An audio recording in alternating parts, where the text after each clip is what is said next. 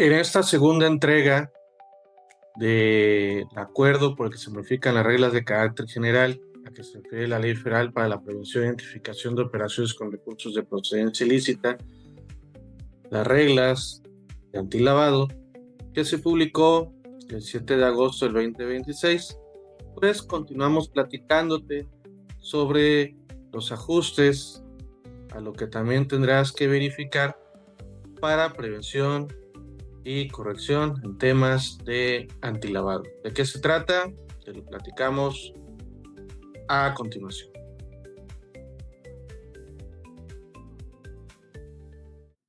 Habíamos comentado en la primera entrega sobre este tema que una parte era el enfoque basado en riesgos, el perfil transaccional que se deberá de contar. Esto es el corazón de la modificación de estas reformas, el enfoque basado en riesgo. Tendrá que no solamente pues, identificar al cliente, sino las operaciones que realiza el ente, ¿sí? Y en base a ello, pues tendrá que, en base al riesgo bajo, medio o alto, pues iniciar sus procesos de trabajo, de auditoría y de información que se debe de entregar. Y esto del enfoque basado en riesgo, pues ahorita que lo veamos, verán que no es tan sencillo, pero seguramente vendrán guías, lineamientos sobre el manejo de ellos para establecer precisamente cómo sería esta evaluación de riesgos, ¿no? El capítulo segundo quader del enfoque basado en riesgo, el artículo 10 septis habla que para el cumplimiento de lo previsto en el artículo 18, fracción séptima de la ley, que realicen actividades vulnerables deberán diseñar e implementar una metodología para llevar a cabo una evaluación de riesgos derivado de los actos o operaciones que realicen en términos del artículo 17. Artículo 17 son las actividades vulnerables, así como de las personas, clientes o usuarios con quien llevan a cabo dichos actos u operaciones, sus transacciones y canales de envío o distribución. El diseño de la metodología que se refiere al párrafo anterior debe estar establecido en su manual de políticas internas o bien en algún otro documento manual elaborado por quienes realicen actividades vulnerables y deberán establecer y describir todos los procesos que se llevarán a cabo para la identificación, análisis, entendimiento, medición, mitigación de los riesgos, para lo cual deberán tomar en cuenta los factores de riesgo que para tal efecto hayan identificado, así como la información que resulta aplicable dado el contexto de cada actividad vulnerable contenida en la Evaluación Nacional de Riesgos y sus actualizaciones que la UIF les dé a conocer. ¿Sí?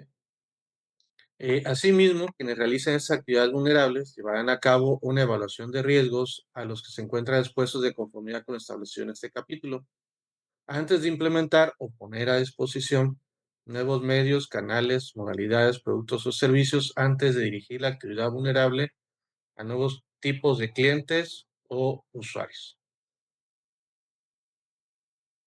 Para el diseño de la metodología de la evaluación de riesgos, quien realice la actividad deberá cumplir con lo siguiente.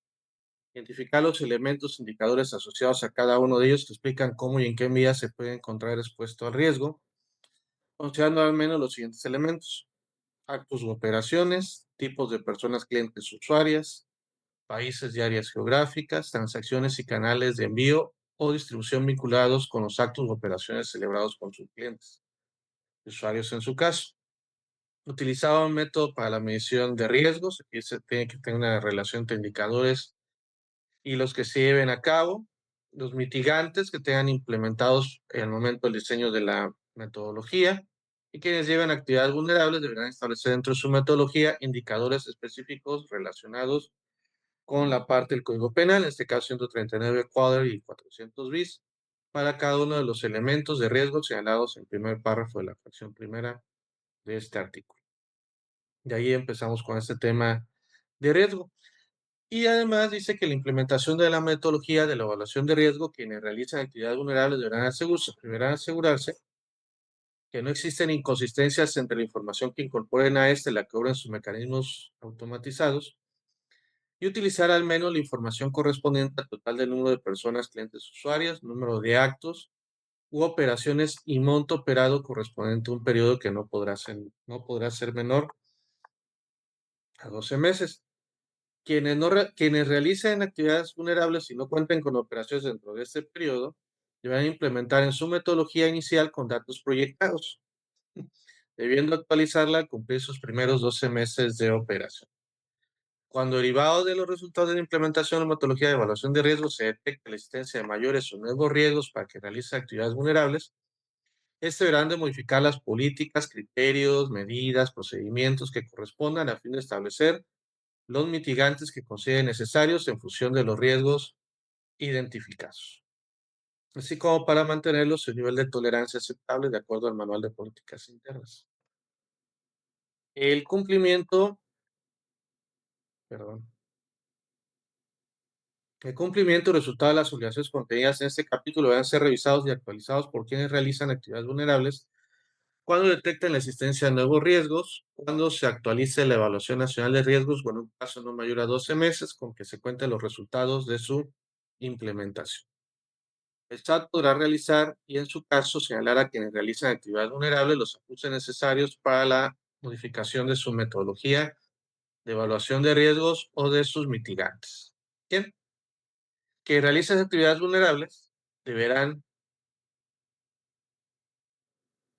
deberán dar cumplimiento a todas las obligaciones previstas en la ley, el reglamento y en estas reglas en concordancia con los resultados que genere su metodología.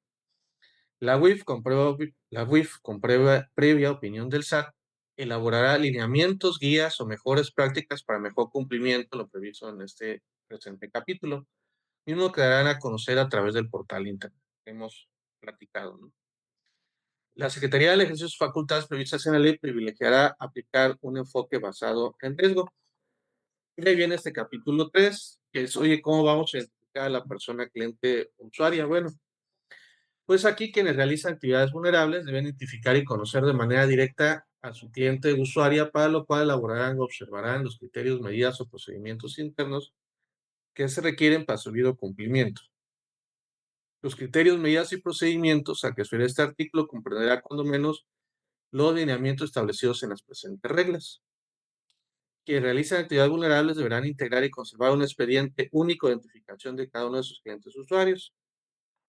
El expediente se integrará de manera previa o durante la realización de un acto de operación, o en su caso con anterioridad o al momento del establecimiento de una relación de negocios, mismo que vaya a cumplir con los siguientes requisitos.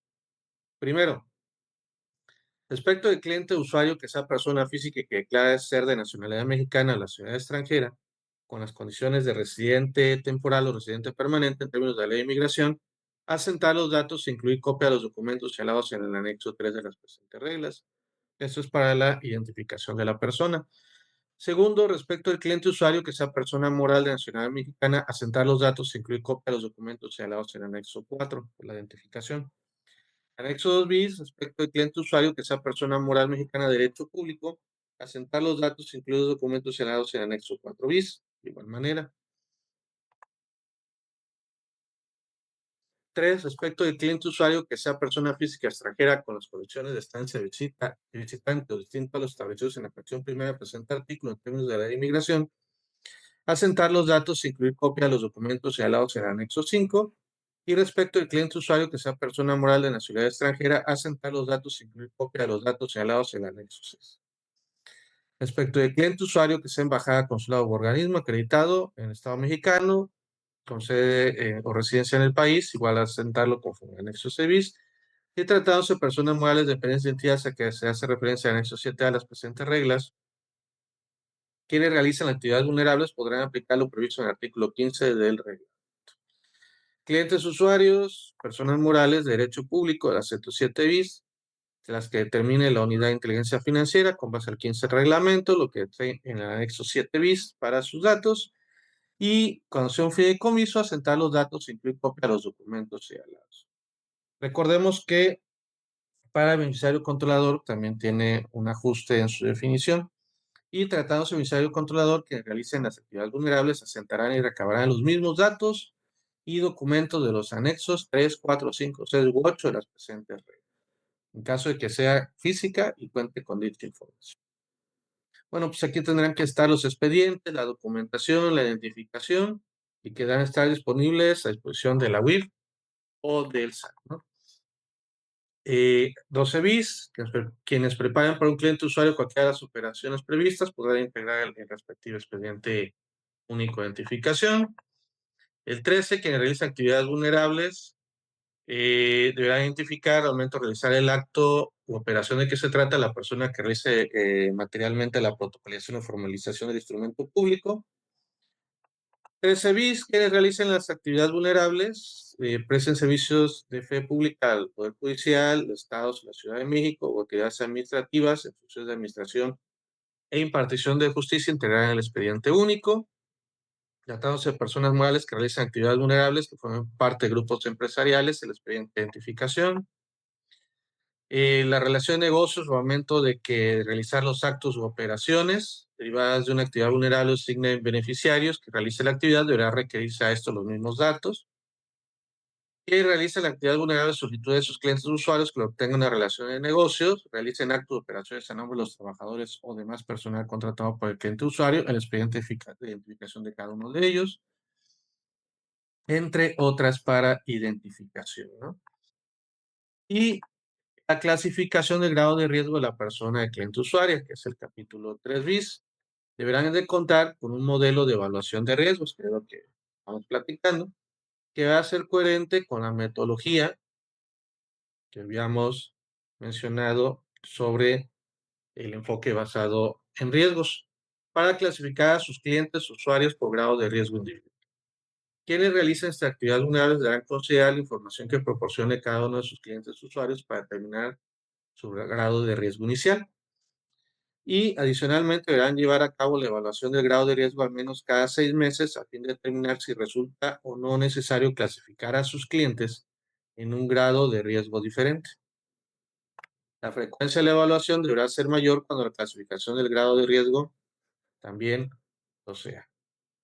Para asignar o determinar el grado de riesgo de una persona cliente usuaria, se deberá considerar en el desarrollo del modelo de riesgo factores de riesgo que expliquen cómo y en qué medida cada persona cliente usuaria representa riesgo para la actividad vulnerable, incluyendo lo siguiente. Esto es lo que debe contener en la evaluación. Primero, características inherentes, pudiendo incluir antecedentes del cliente, usuario, tipo de persona, fecha de nacimiento, constitución, giro o actividad, nacionalidad, lugar de residencia, fuentes de ingreso, naturaleza y propósito de la relación con que tenga la actividad vulnerable, entre otros. Transaccionales, características transaccionales, sí, pudiendo incluir tipo, volumen, el número, frecuencia y monto de actos u operaciones, número de contrapartes, origen y destino de los recursos, instrumento monetario, tipo de moneda en su caso, entre otros. O sea, un perfil transaccionario, características transaccionales. Y determinar precisamente factores de riesgo cuando sean personas políticamente expuestas, también que se debe verificar para lo que es el riesgo, ¿no? Aquí se pondrá precisamente la lista para que puedan verificar lo anterior. Y conocimiento de la persona cliente usuaria, esto es que se debe de tener con una política de conocimiento a sus clientes, ¿no? Políticas, criterios, medidas, procedimientos, controles, procedimientos para seguimiento, el monitoreo, el debido conocimiento del perfil transaccional, entre otras, ¿no? Como podrá observar, si es información que probablemente no se tenga, no lo dirán, Ramón, pues ya lo tenemos. Bueno, pues bueno, el perfil transaccional aquí tendrá que ir relacionado con la área contable, de la parte que estamos observando y cómo poderlo administrar, ¿no? Proporcionar o cómo se manejará. Dice, el perfil transaccional de sus clientes usuarios que realizan actividades vulnerables deberán considerar cuando menos lo siguiente. La información proporcionada por el cliente usuario que obre en los archivos de quien realice la actividad vulnerable, sus datos. el monto, número o frecuencia de los actos o operaciones que realiza el cliente usuario, el origen y destino de los recursos y bienes objetos del acto o operación y los demás elementos y criterios que determine quien realice la actividad vulnerable. Entonces digo, será seguramente con el área de contabilidad para poder suministrar esta información, entre otras situaciones. Como podrá observar, la parte enfocado al riesgo, la identificación de la persona, el grado que podrá tener de riesgo, pues es el punto medular de lo que son estas reglas para lo que es el antilavado. Y repetimos, seguramente, como aquí lo establece las propias reglas, se da todavía a conocer mayor información para cómo regularlo y obviamente ir trabajando sobre este enfoque basado al riesgo, ¿no? Importante sin lugar a dudas. Y en la tercera entrega y última, pues platicaremos de los avisos, obligaciones con los que se cuentan y iniciaremos con la parte de la definición de beneficiario, bueno, no la definición, el manejo del beneficiario controlado. Te esperamos aquí en el Jin Gran Fiscal para que estés debidamente actualizado e informado. Saludos. Facebook, Despachortega.doa. Fanpage, Jin Yang Fiscal. Twitter, Ramón Ortega. Instagram, Despacho Ortega. TikTok, Simplemente el conta. página web. www.doamx.com